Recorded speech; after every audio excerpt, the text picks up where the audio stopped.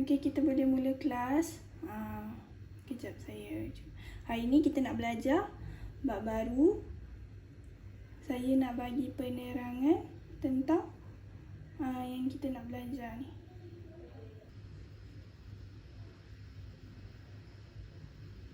Okey.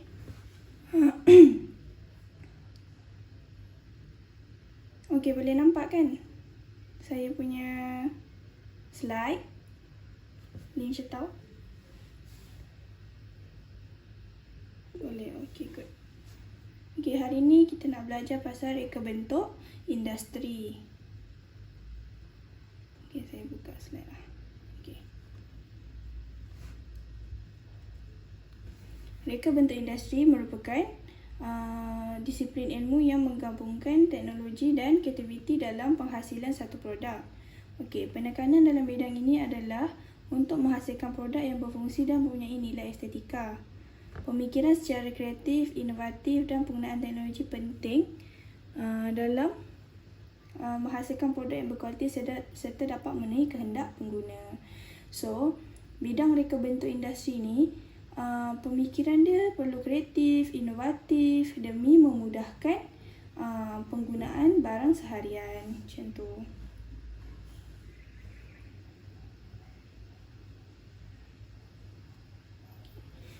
Reka bentuk industri ialah proses yang menekankan kreativiti dalam mencipta dan mereka bentuk sesuatu produk.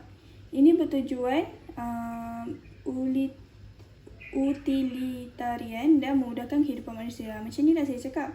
Reka bentuk industri yang ada sekarang ni demi memudahkan kehidupan manusia.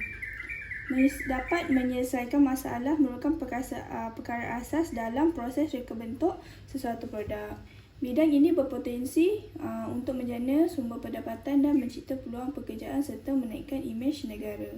Sebab dalam reka bentuk industri ni, dia mereka satu benda baru yang boleh memudahkan kehidupan asas seharian lah. Macam tu. Okay, kita tengok prospek dan hala tuju pereka bentuk industri. Okay, reka bentuk industri menawarkan peluang kerjaya yang luas selari dengan dasar industri kreatif negara, bermula dari penghasilan produk pengguna paling asas hingga kepada produk berteknologi tinggi. Okay. Berkembang mengikut perkembangan pasaran dan kehendak pengguna. So, contohlah pengguna mahukan barang yang macam ni dan pereka bentuk ni perlu menyelesaikan masalah pengguna dengan menghasilkan sesuatu reka bentuk yang baru. Terdapat banyak cabaran kepada pereka bentuk industri dalam penghasilan reka bentuk mengikut kehendak pasaran. Macam ni lah, kehendak pasaran tu adalah kehendak pengguna. Kita tengok sini kaedah tradisional. Contohnya lesung batu lah. Sekarang kita dah ada chopper yang tarik tu kita boleh jumpa dekat Shopee. Shopee pun ada jual sekarang. So, yang kedua, kaedah tradisional seperti penyapu dan boleh ada yang baru ni telah direka bentukkan dengan lebih moden, inovatif, kreatif. Mereka telah mencipta satu robot mesin baru yang boleh menyedot habuk, membersihkan rumah tanpa perlu menggunakan tenaga. Okay. Tanpa menggunakan tenaga, okey. Seterusnya, kerjaya berkaitan dengan bidang ini ialah pereka bentuk produk, pereka bentuk perabot dan pereka bentuk automotif. Okey. Mereka perlu bijak menyeimbangkan penggunaan elemen dan prinsip reka bentuk serta teknologi dalam rekaan mereka. Mereka perlu menghasilkan produk yang memenuhi aspek utama reka bentuk iaitu ergonomi, keselamatan, estetika dan fungsi. Okey, contoh kerjaya skop bidang yang berkaitan ialah yang pertama, pereka bentuk produk. Yang kedua, pereka bentuk perabot. Yang ketiga, pereka bentuk otomotif. Okey, kita tengok sini. Pereka bentuk produk menentukan objektif reka bentuk produk. Dia tahu apa objektif benda ini direka. Okey, mempunyai maklumat tentang produk sedia ada, aspek sejarah, evolusi dan persaingan pasaran. So dia membuat kajian, mengambil maklum produk ni ada, so dia dah jadi macam mana peredaran dia.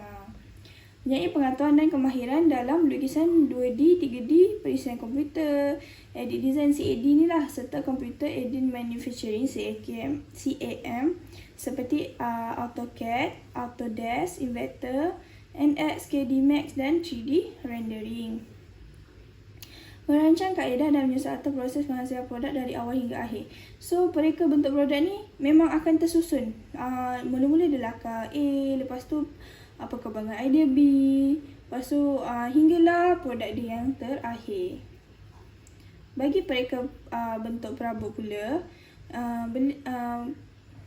dia mengetahui dan meneliti konsep reka bentuk perabot yang hendak dihasilkan. Okey, memastikan penghasilan perabot memenuhi citarasa pengguna dan boleh dipasarkan. Dia tak adalah dia buat perabot ni suka-suka, dia perlu memenuhi citarasa pengguna. Dia menitik beratkan aspek keselamatan dan mengetahui teknologi perabot kini. Okey, yang ni paling popular lah, pereka bentuk otomotif. Okey. Pembangunan model prototipe kenderaan untuk menonton tontonan fizikal. Menghasilkan prototipe kenderaan bertujuan untuk menguji dan mempromosi pemasaran sebelum pengeluaran secara besar-besaran. Okey, mengetahui tentang teknologi otomotif, mempunyai pelan untuk menghasilkan produk otomotif pada masa akan datang. Okey, kita tengok pada konsep produk dalam reka bentuk industri dan kepelbagaian model produk. Yang pertama, perlulah mudah alih. Yang kedua, ergonomik. Yang ketiga, mesra alam.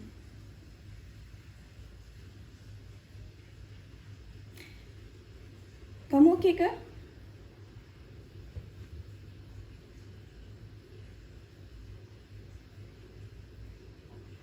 Okey, saya teruskan Kita masuk kepada konsep mudah alih. Okey, keperluan satu produk untuk dibawa ke mana-mana, selamat dan perlu digunakan dalam pelbagai situasi. Konsep ini bercirikan produk pintar, smart produk dan ringkas tapi kompleks pembuatannya. Okey, saiz dan berat satu produk menjadi fokus utama rekaan. Telefon bimbit, barangan elektrik atau teknologi informasi adalah contoh evolusi paling mudah dan direka bentuk pengguna. Kita ambil contoh telefon bimbit lah. Telefon bimbit pada zaman dahulu, mula-mula public phone kan, besar, dekat tempat awam. Lepas tu ada telefon bimbit pun dah tahun 80-an, 90-an, dia besar. Dia tidak mudah untuk dibawa ke mana, macam berat, macam tu. Dan kita semakin beredar zaman tu, semakin banyaklah evolusi reka bentuk telefon bimbit. Telefon bimbit makin lama ada. Lepas tu dia jadi flip, ada yang tebal. Lepas tu sekarang telefon bimbit sekarang lebih compact, lebih ringan. Macam telefon bimbit awak pakai sekarang sangat berbeza dengan telefon bimbit yang dulu. Okey. Kita masuk konsep ergonomik. Konsep ergonomik berkaitan dengan anatomi manusia dan persekitarannya. Okey, ciri-ciri penting ergonomik ialah efisien, selamat, selesa dan serasi apabila pengguna menggunakan suatu alatan atau produk. Okey, sesuatu rekaan yang memiliki ciri-ciri ergonomik yang baik mampu mengurangkan kadar kemalangan atau kecederaan pada pengguna. Pereka bentuk perlu menitik beratkan aspek kemanusiaan dan faktor keselamatan dalam rekaan mereka. Okey, konsep ergonomik ni yang penting dia adalah aspek kemanusiaan dan faktor keselamatan. Ciri-ciri dia penting, mampu mengurangkan kadar kemalangan atau kecederaan kepada pengguna. Okey, kita masuk kepada konsep mesra alam. Okey. Konsep ini melibatkan proses pembuatan, penggunaan dan pelepasan produk yang tidak menjejaskan alam sekitar dan kehidupan lain. Dia start daripada buat, guna, lupus.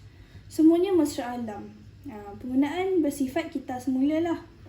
Contoh, dalam industri otomotif, penggunaan besi telah mula digantikan dengan bahan daripada komposit yang lebih tahan dan ringan seperti kaca. Penggunaan bahan baru juga terus diteroka untuk menggantikan bahan berasaskan sumber alam semula jadi seperti produk biodegradasi.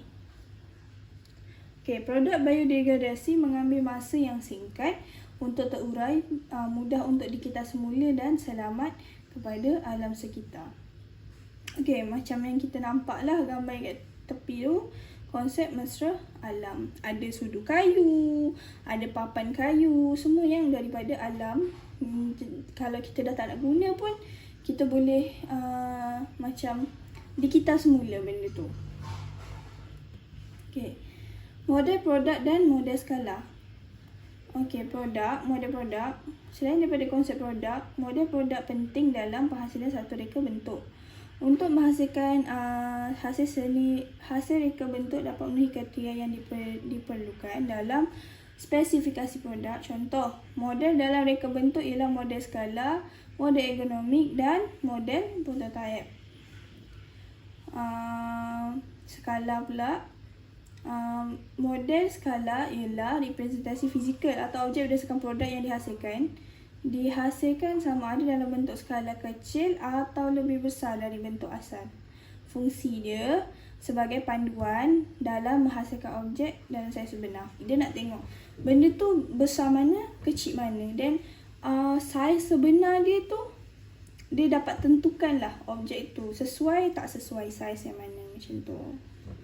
Kira skala ni berkaitan dengan saiz. Kita tengok sini model ergonomik. Satu produk memiliki ciri-ciri ergonomik yang boleh dibuktikan melalui sifat fizikal serta profil reka bentuk. Walaupun pelbagai produk dihasilkan oleh seorang pereka bentuk industri, aspek keselamatan dan keselesaan pengguna merupakan etika reka bentuk yang harus dipatuhi. Model prototype pula merupakan produk yang serupa atau menyerupai produk sebenar untuk direka bentuk. Model ini dihasilkan untuk mengenal pasti dan menguji kemampuan, spesifikasi, tahap kekuatan nilai, keberkesanan dan kelemahan reka bentuk sebelum proses pembuatan produk dilakukan. Model prototype ni dia dah buat dulu sebelum model sebenar. Sebelum produk sebenar. So model prototype ni diuji. Diuji kemampuan, spesifikasi, tahap kekuatan, nilai keberkesanan. Dia nak tengok model prototype ni berfungsi atau tidak dan segala ciri-ciri tu dapat dipenuhi atau tidak sebelum produk sebenar dihasilkan. Macam tu. Sekarang anda diminta menjawab kuis dan salin nota ya. Terima kasih. Sekejap.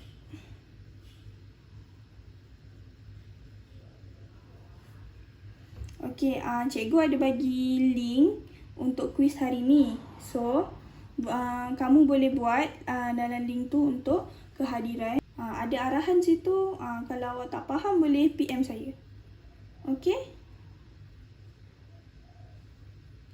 Terima kasih.